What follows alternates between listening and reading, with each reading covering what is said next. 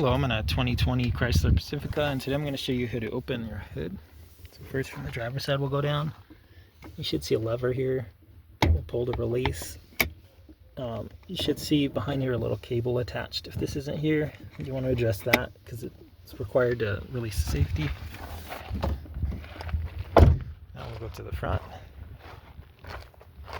And it should be loose now. Most vehicle models, there's a lever towards the middle. This one's here, so we're going to push and lift. So push and lift. That's it. That's where it was hooked onto. And then this is the mechanism here that we're using to release it.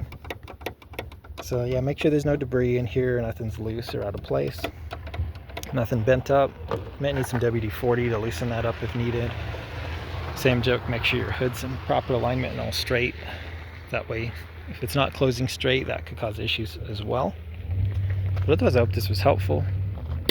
Hope you have a wonderful day.